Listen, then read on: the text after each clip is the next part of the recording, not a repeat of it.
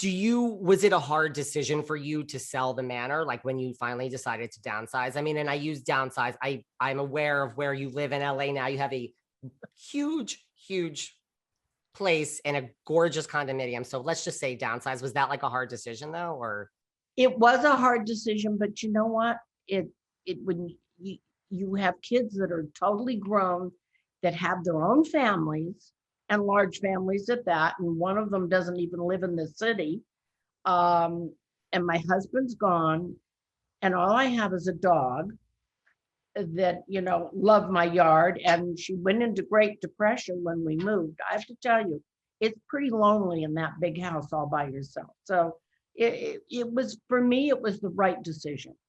And it was a hard decision because you move into a building and all of a sudden you have 150 people that all share, and you all decide whether you do this or you do that, and it's not all your decision.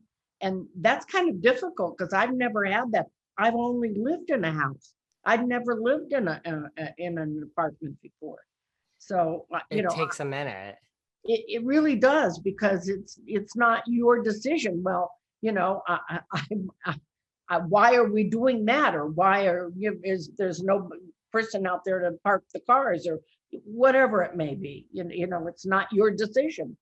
Does your condo have a gift wrapping room now? Yes, it does. It's a small one, but it does. Do you have, because you're so good at planning parties also, was there ever like a favorite guest, or like just like a wish list guest that you would love, if you were gonna have another party, someone you would just love to have on your list? Well, you know what? I was lucky enough.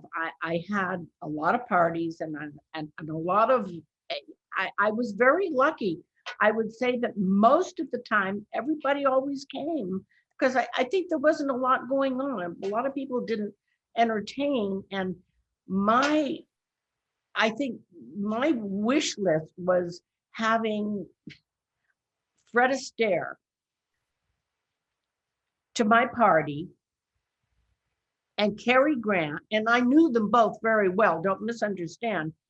And I had Cary Grant and Barbara Grant sitting on one side of me, and Fred Astaire sitting on the other side of me, and I was just in heaven. It was a New Year's Eve. I think it was, oh gosh, I want to say, I don't know if it was the 70s or whatever. I have it somewhere, and I was just, we had taken over the parking lot at Chasen's, and I tented it, and I've just never gotten over that evening. It was like I was in hog heaven. Those are some good ones to have. Yes.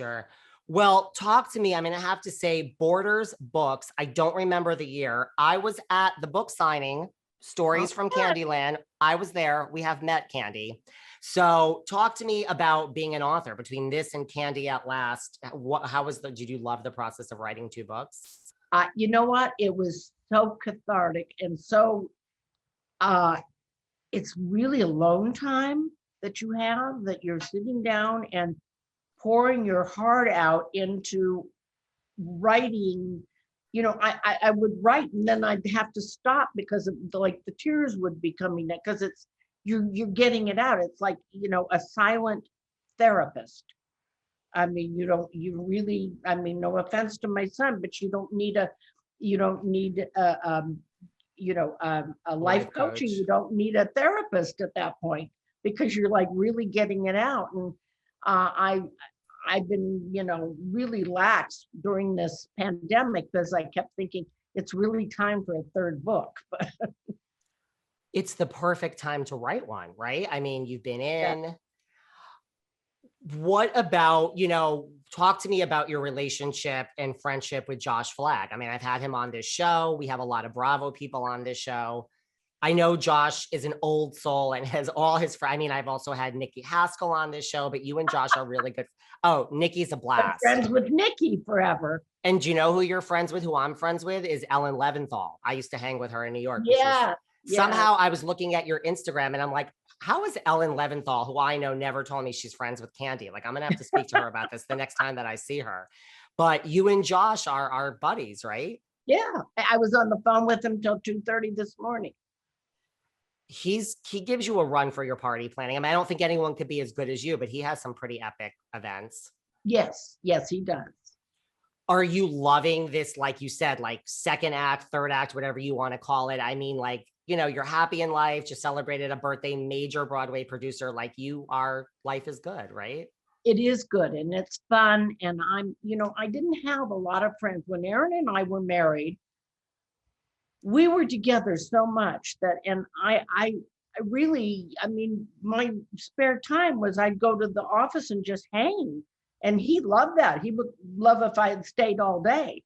And so I really didn't have a lot of friends. And when he passed away, you'd be surprised how friends disappear when all of a sudden you're a single woman and they don't really want to invite you because for whatever reason, and so you're not really included in a lot of things. And I didn't have a lot of girlfriends.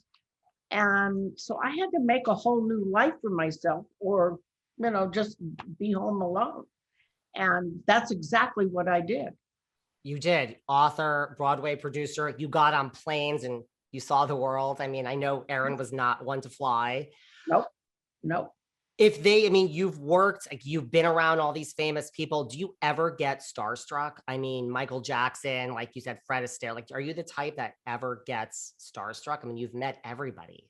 Oh, sure. But I do. Absolutely. You do. Even when I had Prince Charles at the house and we threw a party for him, I was like, they made me sit next to him and he only talked to me and he didn't turn to the governor and he never talked to him. And I was like, totally. I had stopped smoking for 3 years and I started smoking again that night. I mean, it's really hard, when you're put in those positions. And I've always been so shy that, I mean, for me, I really could never be in front of the camera. And yet I've been in a position several times where I have been in front of the camera. HGTV, Selling Spelling Manor. There's an example. Yes. And yeah. And that was a great show.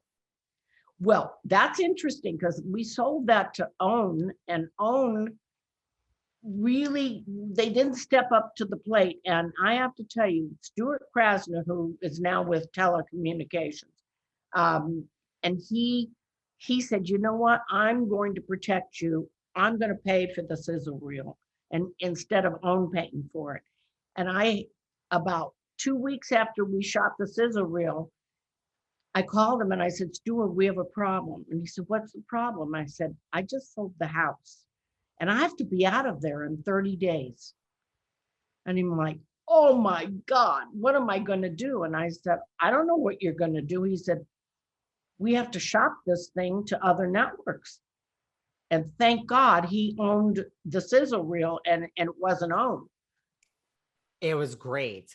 Yeah. Well, as we wrap up, you also make it look so easy. That's the thing. Like you might be sweating or taking up smoking around Prince Charles, but that's the thing. Like you are Martha Stewart before Martha Stewart was Martha Stewart. You make it look so easy. Aren't you sweet? If they were going to make a movie about your life or, you and Aaron, like, are there any actors that come to mind? I mean, you've met them all pretty much, like that come to mind to play like, a younger version of Candy Spelling or Aaron Spelling? Thank you for saying a younger version. I like that. Well, I mean, there's different parts of your life, but I'm picturing like, as you guys start out, like any actors or actresses come to life to play you guys? You have such an interesting, epic story, like throughout all of it. That's hard. That's hard, right? I have to think about that.